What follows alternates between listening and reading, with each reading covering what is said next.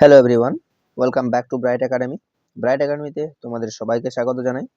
তো আজকে আমরা আলোচনা করব ক্লাস 9 এর ডাফ অ্যান্ড ডট ইংলিশ কোশ্চেন বাঞ্চের ফার্স্ট সামেটিভ এভালুয়েশনের সিক্সথ যে স্কুলটি রয়েছে অর্থাৎ বর্ধমান টাউন স্কুল, তার সিন আনসিন এবং গ্রামারগুলি নিয়ে আজকে আমরা আলোচনা করব। তো আগের স্কুলের ভিডিওগুলি যারা এখনো দেখোনি, আমি ডেসক্রিপশনে প্লেলিস্টের লিঙ্ক দিয়ে দিচ্ছি, তোমরা সেখান থেকে দেখে নিও। ওকে, তো চলো শুরু করা যাক। দেখো এখানে সেকশন এ তে তোমাদের রিডিং কম্প্রিহেনশন যে সিনটি রয়েছে এটি তোমাদের নেওয়া হয়েছে টেলস অফ ভোলা গ্র্যান্ডবা থেকে। ওকে, তো চলো দেখা না যাক এর কি কোশ্চেন রয়েছে।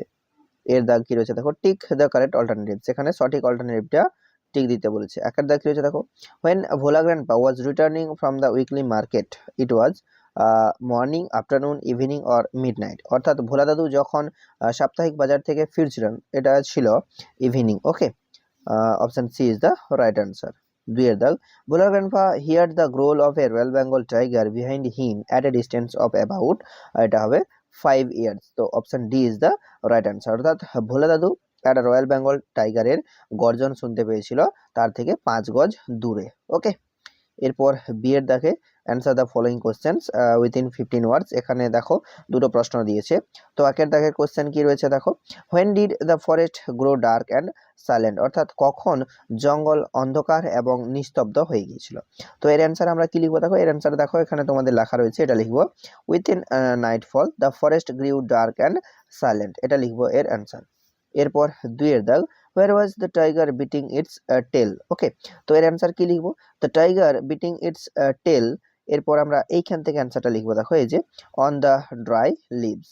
ওকে, এরপর সি এর দাগ দেখো কি রয়েছে, answer the following questions within 25 words, এটা 25টি শব্দের মধ্যে অ্যান্সার দিতে বলেছে। ওকে, তো কি কোশ্চেন রয়েছে দেখো, what did the tiger do after Bhola grandpa had climbed up the বানান ট্রি, অর্থাৎ ভোলা দাদু সেই বট গাছটিতে ওঠার পর বাঘটা কি করছিল। তো এর অ্যান্সার আমরা এইখান থেকে লিখবো, আমি বলে দিচ্ছি তোমরা একটু লিখে নাও। Okay, after Bhola grandpa had climbed up the banyan tree, এরপর এইখান থেকে লিখবো অ্যান্সারটা, এই যে দেখো, the tiger roared and circled the tree about 100 times, comma, then it settled down under a bush without taking its eyes off him.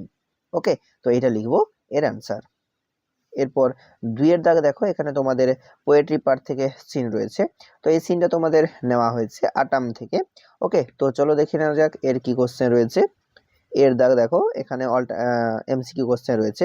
একের দাগ, the faded leaves are second away from the, এটা হবে elm tree, option C is the right answer. এরপর দুইয়ের দাগ, the word কেজমেন্ট means, অর্থাৎ কেজমেন্ট শব্দের অর্থ হলো large window. Okay, option C is the right answer. এরপর বি এর দাগ দেখো এখানে দুটো কোশ্চেন দিয়েছে।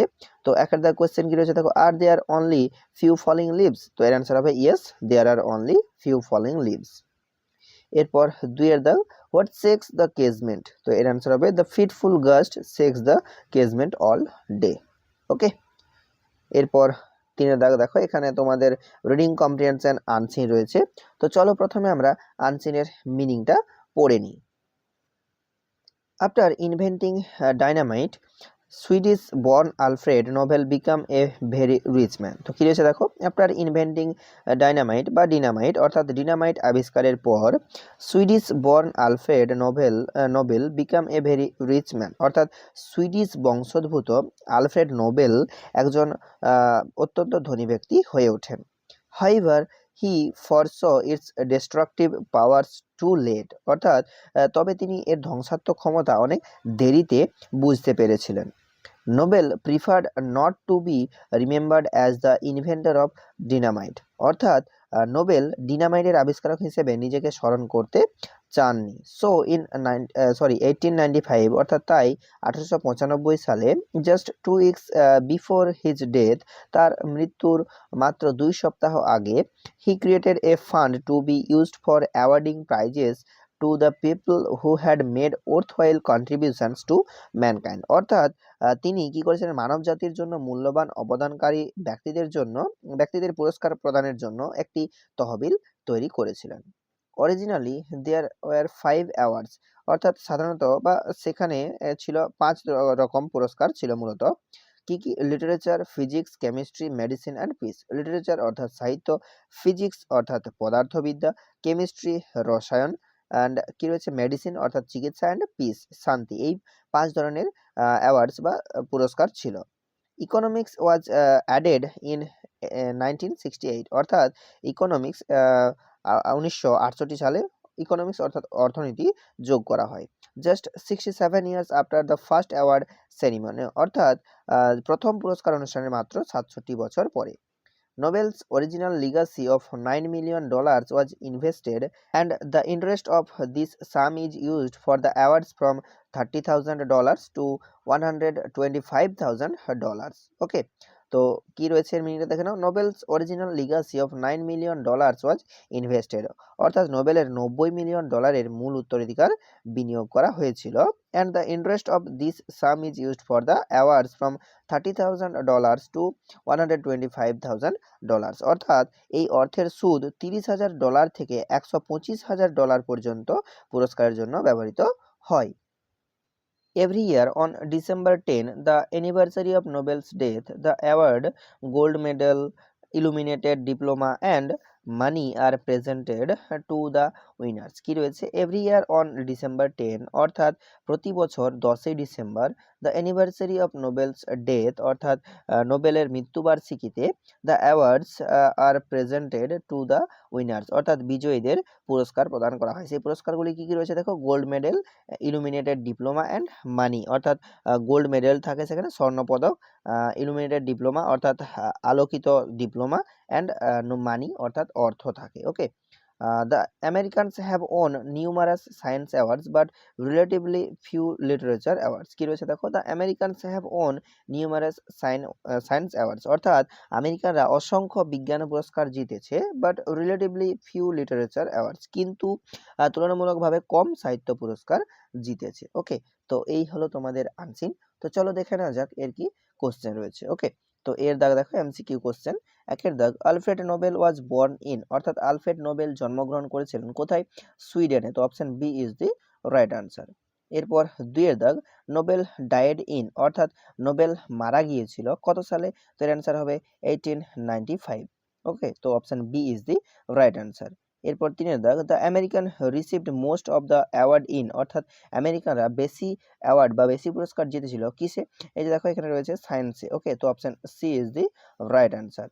এরপর চারের দাগ, the latest area include for the Nobel prize is, এটা হবে অপশন সি ইকোনমিক্স। ওকে, এরপর বি এর দাগে কোশ্চেন রয়েছে দেখো। তো একের দাগ কোশ্চেন কি রয়েছে? Why was the Nobel prize instituted? তো এর অ্যান্সার কি লিখবো? The Nobel prize was instituted to honour outstanding contribution to humanity. Okay, এরপর দুইয়ের দাগ, what things are given to a winner of the Nobel prize? তো এর অ্যান্সার আমরা এইখান থেকে লিখবো দেখো, এই যেখানে রয়েছে gold medal, illuminated diploma and money, তারপর আমরা এখান থেকে লিখবো are given to a winner of the Nobel prize. Okay, এরপর তিনের দাগ, when did the first award giving ceremony take place? তো এর অ্যান্সার হবে the first award ceremony took place in 1901, 67 years before 1968. ওকে, এরপর চারের দাগ, when is the Nobel Prize giving ceremony held every year?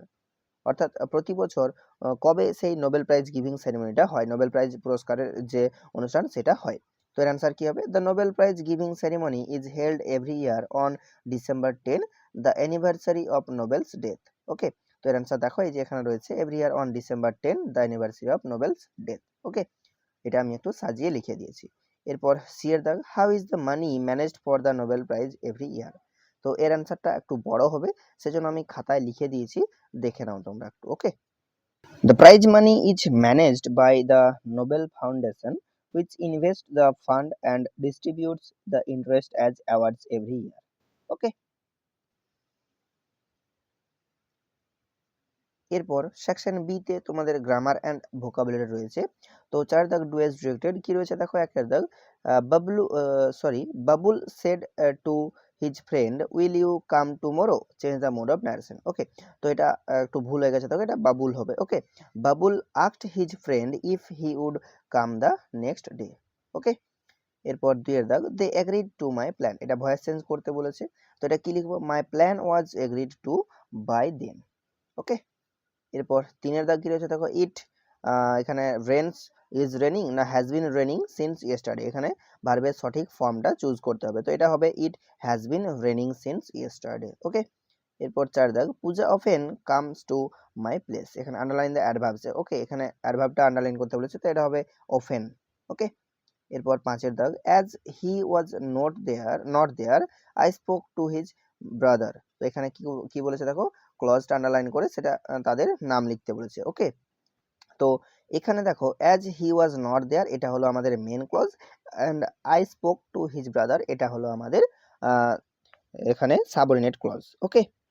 এরপর 6 এর দাগ কি রয়েছে দেখো, he is two tired to walk alone, এটা কি ধরনের সেন্টেন্স সেটা লিখতে বলেছে, তো এটা হবে it is a simple sentence. Okay. এরপর বি এর দাগ, from the unseen passage find the words which mean the following, এদের সিনোনিম আনসিন থেকে খুঁজে লিখতে বলেছে, তো 1 এর দাগ কি রয়েছে দেখো, ইনহেরিটেন্স অর্থাৎ উত্তরাধিকার, এটা হবে লিগাসি। 2 এর দাগ, ইম্পর্টেন্ট অর্থাৎ গুরুত্বপূর্ণ, এটা হবে ওর্থওয়াইল। ওকে। তো আজ এই পর্যন্তই, চলো দেখা হচ্ছে আবার নেক্সট পেজে।